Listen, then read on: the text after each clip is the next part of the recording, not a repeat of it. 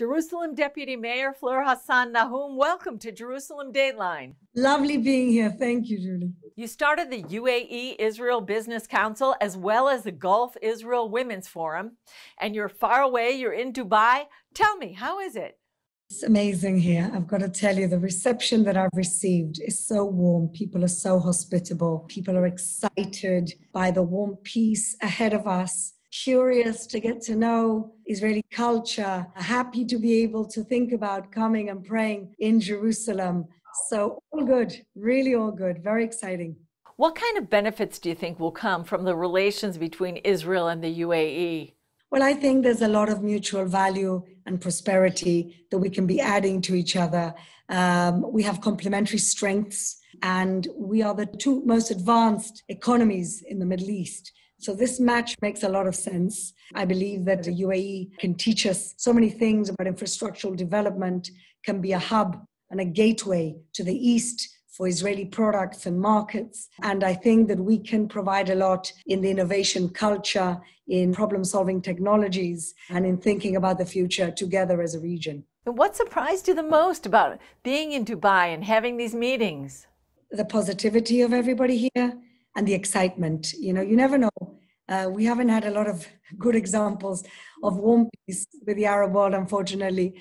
Our relations with Egypt and Jordan, of course, we have peace and we have regional stability as a result of that peace, but never kind of a people-to-people, creating and nurturing friendships the way that I feel. Just in a short week, I feel that I've made great friends here, people that I will be, forever bonded to, and that's very exciting. Why did you start the women's group? How does that add to things? I think that women are natural peace builders. I think women are consensus builders. We're more empathetic. We're mothers, we're sisters. And I think that women have a bond. Women know how to network very well. And I thought it was important, myself and my co-founder, Justine Zwerling, who's already set up a women's business network. We thought it was an important thing to do. And we called it the Gulf Israel Business Network because, of course, we want to include Bahrain and we want to be positive about who else is going to be joining. Can you be specific about maybe what kinds of opportunities this is creating already? What kind of businesses, what kind of involvements?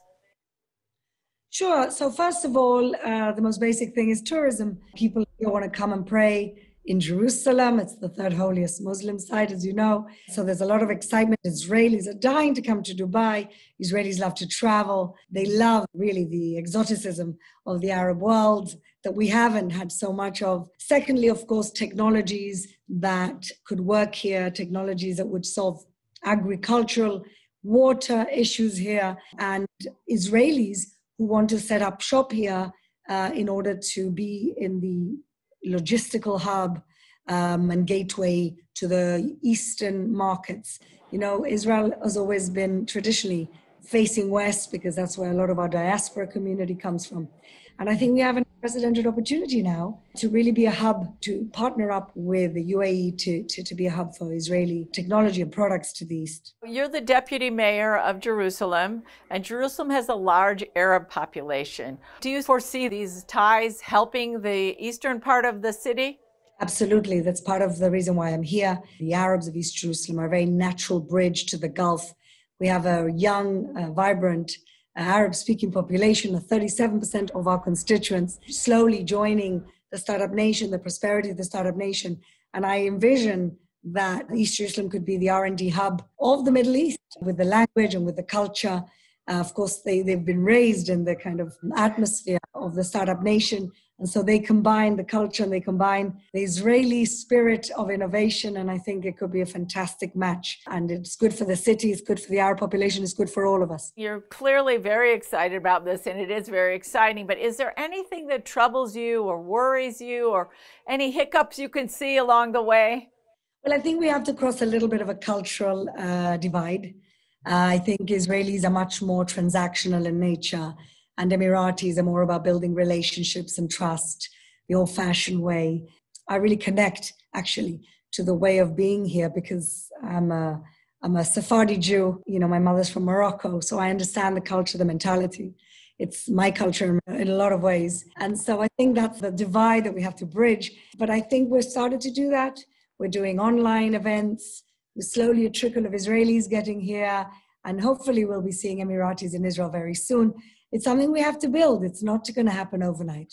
But I think the desire from both sides means that we've started within the right foot. What do you think that this peace deal is going to mean for Israel and the Middle East?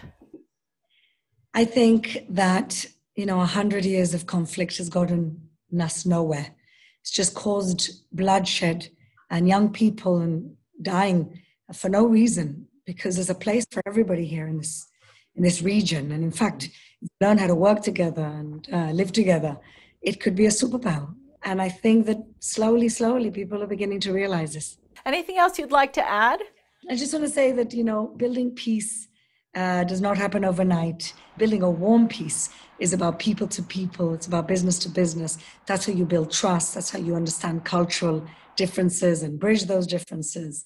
And we're just at the beginning of hopefully a very long and beautiful relationship. I think we're living history, and we should all be very lucky that we're living in these times. Fleur Hassan-Nahoum, thank you so much for joining us on Jerusalem Dateline.